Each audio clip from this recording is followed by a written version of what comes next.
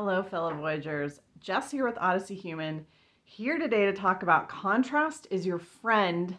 It wants to help you to your goal. Welcome to the channel. This is a place where we help you hack through the jungles of consciousness so that you can discover the hidden treasures inside of you. My friends, it's all there, already there, ready and waiting to be activated by you because we're imagination expressed.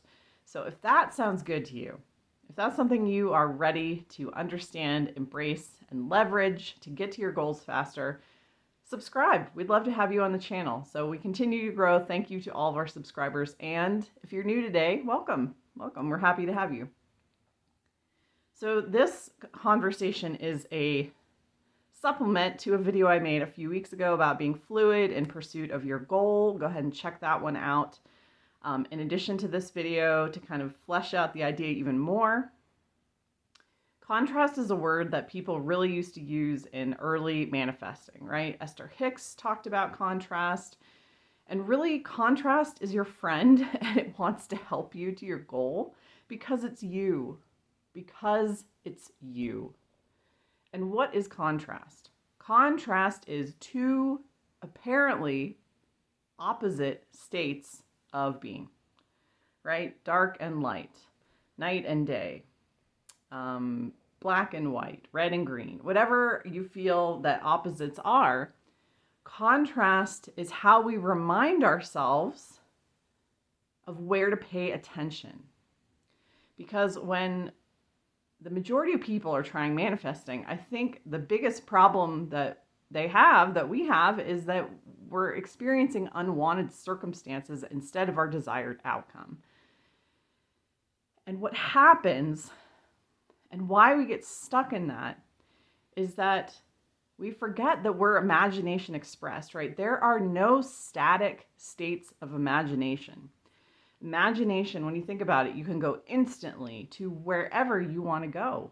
You can be instantly whatever you want to be. And people forget the immense power of this. And instead they get stuck in certain areas where they perpetuate for a really long period of time.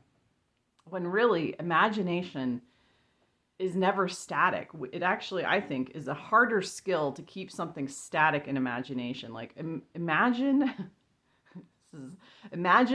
imagining a black, lifeless void for all of eternity. How hard it would be to hold that image, to hold that experience in imagination. Like that would be challenging to do. And so when we stop and we fixate on something and we hold it in imagination, that to me is actually where people get stuck, and the illusion is that we're stuck, like that nothing is changing, or I'm not getting what I want, or I'm not there yet, or that is the illusion. And I think we put a lot more time and energy into perpetuating that staticness than we could just moving. Because, and it also, remember that when you are experiencing unwanted circumstances, a strong no for one situation is actually a strong yes for what you want. A strong no for something you don't want, when you're like, no, I don't want this, is actually a very strong yes for what you do want. It's a beacon. It is a beacon. It's actually a signpost saying that way, over there, over there.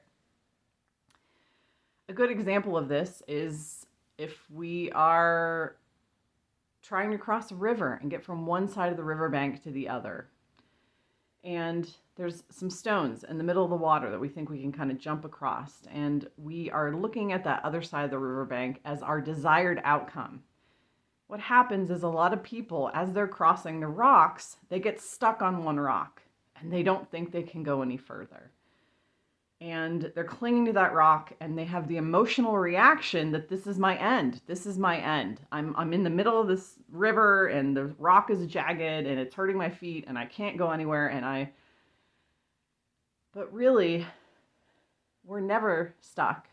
We are never stuck in imagination. Think about what I said about it's harder to maintain a static state in imagination than it is to move. And so this is an example of what happens to people along the path. But really, you are the rock in the middle of the river. You are the river. You are both sides of the riverbank. And in imagination, you never actually have to take a linear path through the landscape, right? In imagination, you can literally be on the top of a mountain to the bottom of the ocean in a split second. So, remember what you are seeing outside in your environment right now. If you are experiencing unwanted circumstances, remember that the interpretation that this isn't what I want, that I'm stuck in this little rock in the middle of the river, that's you. You're the one interpreting that way. That perception. Because if you just looked up and looked around and said, oh, I see the other side of the river, I just got to keep moving along the rocks, right? I just have to keep moving. It's there. It's already there. If you really have expanded awareness, you'll be like, I already am on the other side of the river. I never got stuck in the middle. Because all these interpretations of where we are, what we're doing, what the situation means, are all our interpretations. So that's what I say when I say we're the ones imagining both sides of the river. We're the ones imagining we have to cross on the rocks in the middle. We could have just teleported to the other side. We are all of it. We are our own experience.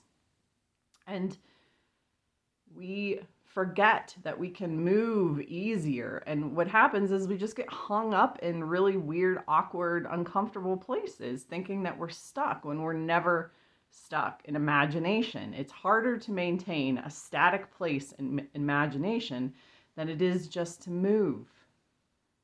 Like, it's actually counterintuitive to think, oh, I can just move. I can just not be this. And so I was talking to my mom the other day. Some of the women in my life are experiencing menopause. And I've been hearing all these stories about menopause lately. And I'm eventually going to be in that phase of my life. And I asked my mom if she had a hard time with menopause. What was it like in her experience?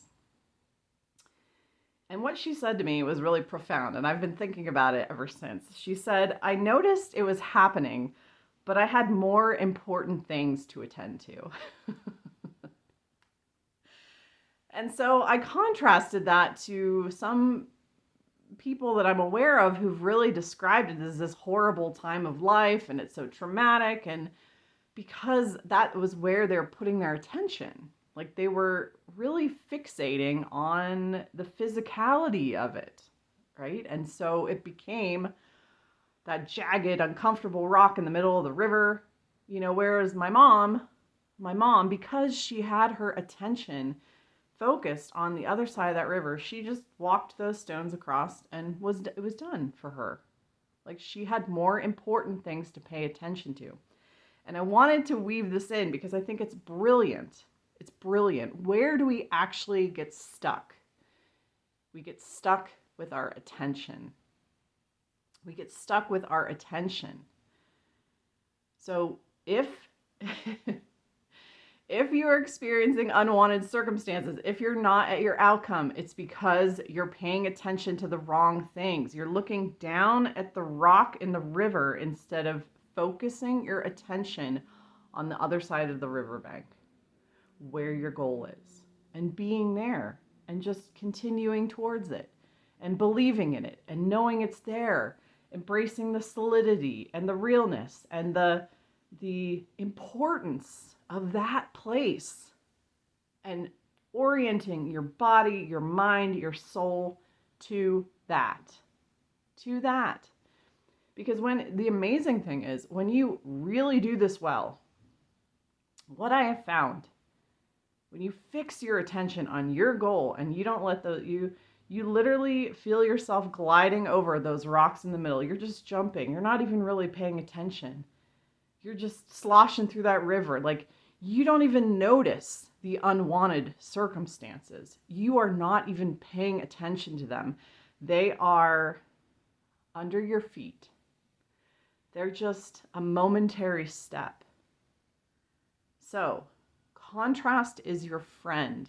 When you feel like you're standing in the middle of that river and the water's rushing around you and you're unhappy and you're disappointed, remember this is you. The interpretation that you're not where you want to be is you. You are trying to help yourself, remind yourself, go to the other side of the riverbank. Fixate on the other side of the riverbank. Focus on the other side of the riverbank and only make that your focus. And you won't feel and experience the discomfort and the disappointment of walking along through the water, sloshing along, hitting the sharp rocks. You won't feel that because your focus, you're orienting your body, mind, and soul to your outcome. And in that sense, you're already there. You're there. You have merged with it. And that's the feeling of when you're really in the zone. When you are in the manifesting zone, you've merged with it, and you're just like, whatever else is happening, whatever. Because when you say a strong yes to your goal, when you say a strong yes, you're not shaken by no's. You're really not shaken by no's because you're there. You're already in that state of being. You're maintaining it, and you are not ruffled by the no's. You don't stop and give them attention and give them importance because you know what your most important location is, and you're staying there and you're maintaining it. That's what it feels like. I hope this analogy was helpful to you because I could feel it as I was talking about it. So just like my mom with menopause, it wasn't a traumatic thing for her because she had more important things to focus on, like her family or whatever she was referring to. She didn't really share with me what it was. But yes, so this is how contrast wants to help you. It's a little wake-up call. It's a signpost. Those negative emotions of not getting what you want, of experiencing undesired circumstances, are meant to be a wake-up call, a signpost. Hey, wake up. That way. They are not meant to anchor you into the moment so that you can make that your entire reality. Hear that again. The negative emotion, the disappointment, the perception even of unwanted is not meant to anchor you into that reality so that you stay there and lament and feel sad that you never made it across, you got stuck here. That's never its intention. It's meant to help you. It's meant to help you because it is you. It is you.